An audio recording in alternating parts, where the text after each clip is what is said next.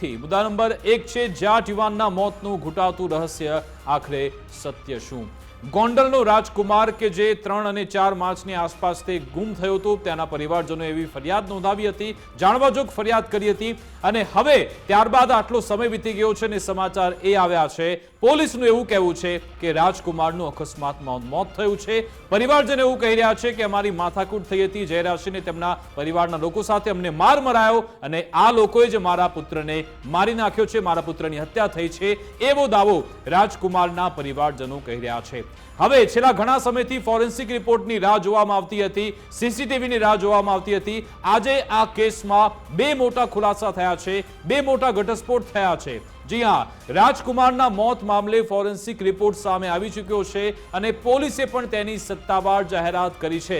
ગઈકાલે પણ ગુજરાત ફર્સ્ટે આ પહેલા જ ફોરેન્સિક રિપોર્ટના કેટલાક અંશ આપને બતાવ્યા હતા। તેની જે સૂત્રો તરફથી અમને જાણકારી મળી હતી તે અનુસાર અમે કહ્યું હતું કે મૃતકના શરીર પર ઘણા બધા ઈજાના નિશાન છે અને આજે સત્તાવાર પોલીસે પણ કહ્યું કે રાજકુમારના શરીર પર 42 જેટલા ઈજાના નિશાન મળી આવ્યા છે। ફોરેન્સિક રિપોર્ટ એવું કહે છે અને આજે પણ પોલીસ પોતાની વાત પર મક્કમ એ રહી। પોલીસનું આજે સ્પષ્ટપણે કહેવું છે કે આ કોઈ હત્યા નથી, આ ઈજાના નિશાન છે, અકસ્માતના ઈજાના નિશાન છે અને રાજકુમારનું મોત અકસ્માતમાં થયું છે।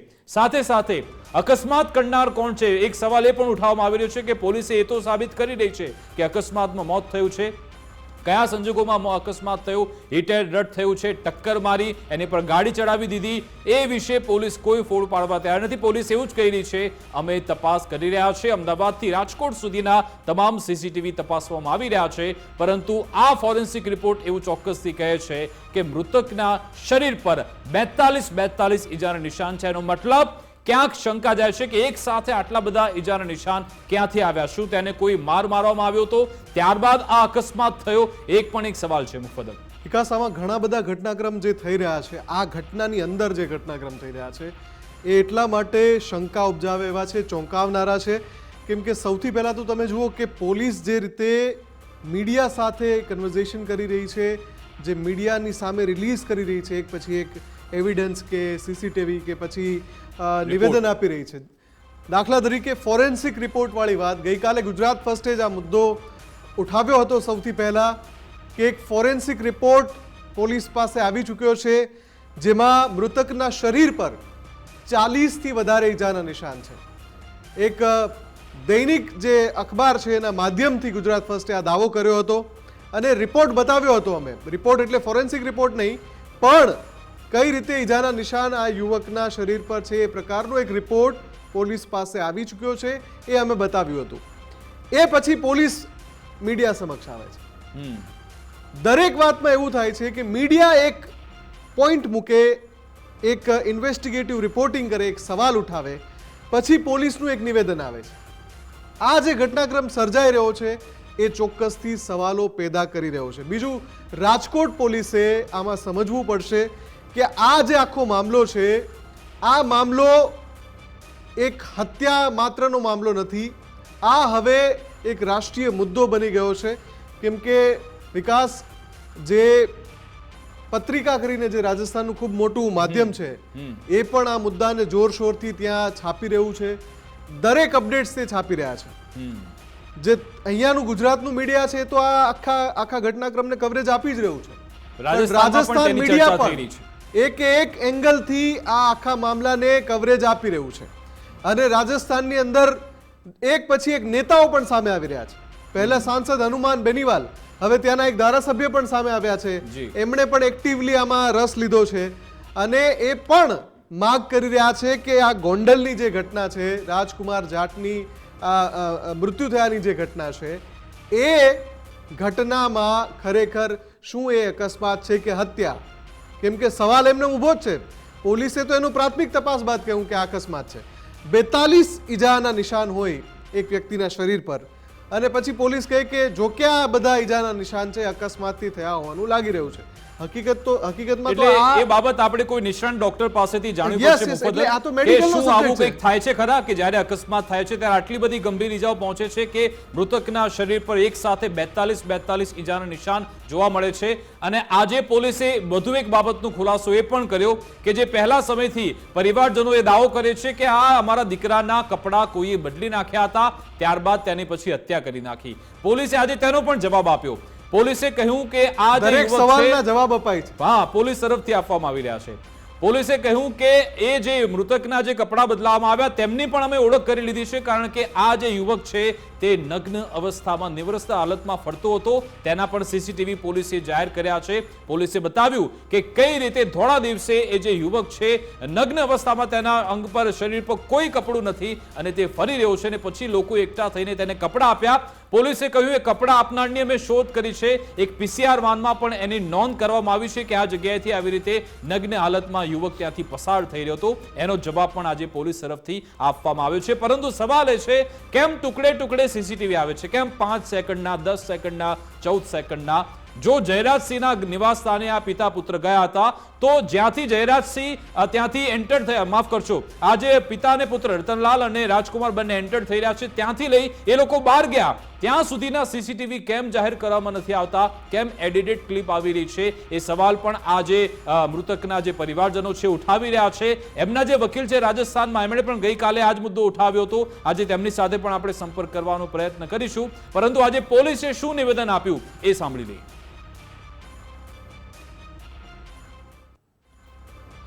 સાપરથી માંડીને છેક રામધામ આશ્રમ સુધી સીસીટીવી અમે ઘણા ચેક કરવામાં આવેલા. એ દરમિયાન સાપરથી રાજકોટ વચ્ચે ખોડિયાર હોટલ છે તેના સીસીટીવી ચેક કરતા મરણ જનાર છે એ વગર કપડાં વગર ચાલતો દેખાઈ આવે છે. અને આગળ આવતા રસૂલ ચોકની આજુબાજુ આવતા એને જે વ્યક્તિએ કપડાં આપેલા અને કપડાં પહેરાવેલા એ લોકોની પણ ઓળખ થઈ છે અને તે લોકોનું પણ નિવેદન નોંધવામાં આવેલું છે. ત્યારબાદ જે 108 હતી, જે 108ના કર્મચારીએ મરણ જનારને જીવતી હાલતમાં પોતાની 108માં લઈને રાજકોટ સિવિલ હોસ્પિટલ પહોંચાડેલા, એને પણ ઓળખ કરી અને એમનું પણ નિવેદન લેવામાં આવેલું છે અને એમને જગ્યા પણ વેરીફાઈ કરેલી છે. ત્યારબાદ મરણ જનાર જે છે રામધામ આશ્રમમાંથી બહાર નીકળેલો, ત્યારે રામધામ આશ્રમમાંથી ચપ્પલ પહેરીને નીકળેલો અને ત્યારબાદ જે બનાવ બનેલો ત્યાં જગ્યાએથી ચપ્પલ પણ રિકવર કરવામાં આવેલા છે. અને હાલ જે ફોરેન્સિક પીએમ કરવામાં આવેલું તે ફોરેન્સિક પીએમની નોટ પ્રાથમિક કારણ આવેલું છે, જેમાં એની શરીર ઉપર નાની મોટી 42 જેવી ઈજાઓ ફોરેન્સિક પીએમમાં મળેલ છે અને એનું મોત ઈજાઓના કારણે મોત થયેલાનું હાલ ફોરેન્સિક પીએમમાં આવેલ છે. आज अंगे बातचीत करीशु. अपनी साथे जयंत भाई वकील फोन लाइन पर जुड़ाया गया है. जयंत भाई, आपका गुजरात फर्स्ट में स्वागत है. जयंत भाई, कल आपने बोला था कि इस जो लड़का है उसके डेड बॉडी पे आपने बहुत सारी इंजरी देखी. आज पुलिस ने भी वो एक्सेप्ट किया कि 42 इंजरीज वो लड़के की बॉडी पे मिली है, लेकिन पुलिस का यह भी कहना है कि ये एक्सीडेंट में उसकी डेथ हुई, नहीं कि उसका मर्डर हुआ है. नहीं सर, ये पूरे केस सब नमस्कार सबसे पहले तो जी जी पूरे प्रकरण में पुलिस को जब अपने ये सारे न्यूज मीडिया ने और यहाँ से पूरा मामला उठा है तो अब पुलिस इनके बचाव में एक बार फिर एसीपी बचाव पक्ष की तरफ से ये जज की भूमिका में फिर से आगे हैं. 4 तारीख को जब ये एक्सीडेंट होता है, 4 तारीख से ये मोर्चरी में जब इसका शव रहता है, 9 तारीख को रात को 9:30 बजे जब ये हाई कोर्ट में हम जाते हैं उस टाइम पे ये पुलिस उसके अंदर एविएशन कॉप के अंदर जाते हैं, तब ये पुलिस इसके अंदर कहती है कि उनकी शव बरामद हो गया.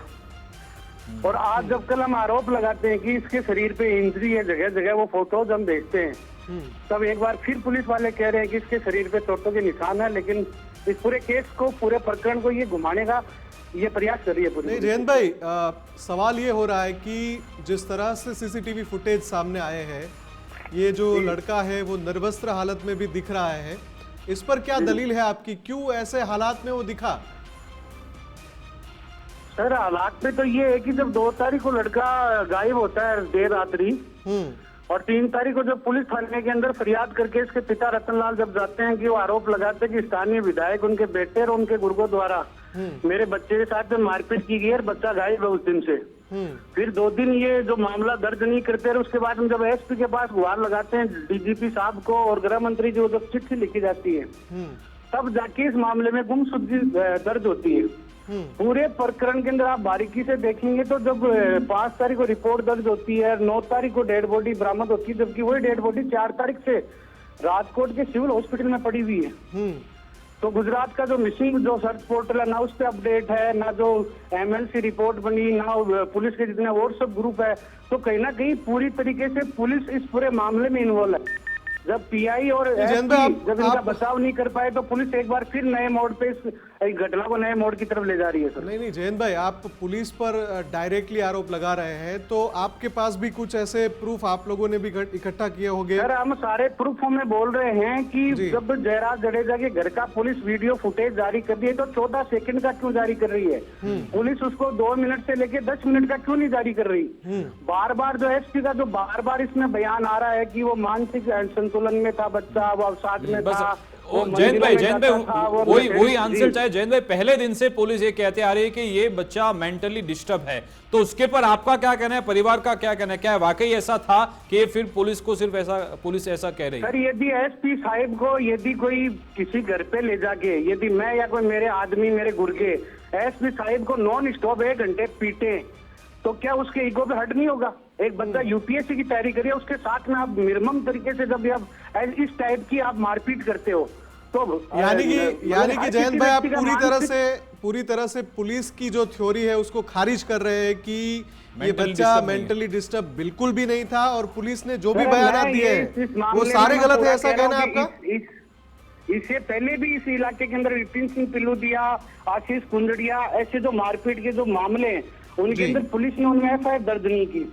आज लोकतंत्र के अंदर किसी भी प्रकरण के अंदर कोई व्यक्ति रिपोर्ट दर्ज कराने जाता है तो प्रथम दृष्टया उसके अंदर FIR दर्ज होती है। जो पूरी मीडिया बवाल बच गया, पूरा विपक्ष बोल रहा है, राजस्थान के नेता बोल रहे हैं, ट्वीट कर रहे हैं, लोकसभा में मामला आ गया, तो फिर पुलिस को 0 FIR दर्ज करने में कहाँ इतराज आ रहा है? तो इसका मतलब पुलिस विधायक के इशारे पे चल रही है, पुलिस इस मामले के अंदर कोई कार्रवाई नहीं करना चाह रही। ठीक है, आप कानूनी कार्रवाई क्या कर रहे हैं? क्या आप हाईकोर्ट पहुंचे, सुप्रीम कोर्ट पहुंचे, क्या आपने कानूनी कार्रवाई करी इस केस के लिए? सर पूरे प्रकरण के अंदर हमारे राजस्थान सरकार के सारे विधायकों से, सारे लोकसभा के अंदर सोमवार को हनुमान बेनीवाल से इस मामले को उठाएंगे।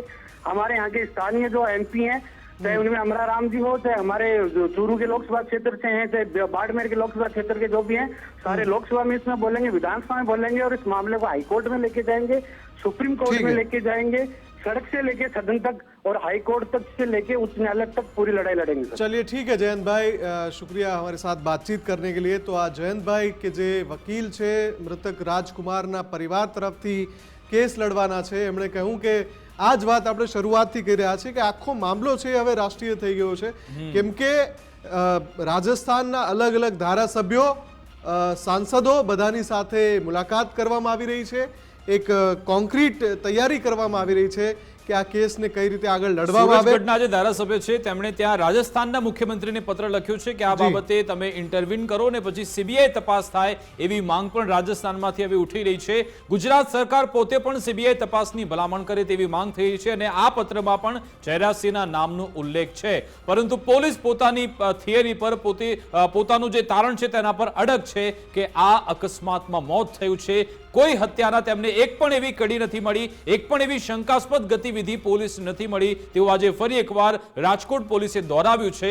હવે જ્યારે આ મામલો હવે ન્યાયાલયમાં પહોંચશે ત્યારે કોર્ટનું અવલોકન શું રહેશે, કોર્ટ હવે આખા મામલાને કેવી રીતે લેશે એના પર પણ નજર રહેશે। આગળ વધીએ બીજા મહત્વના મુદ્દા પર।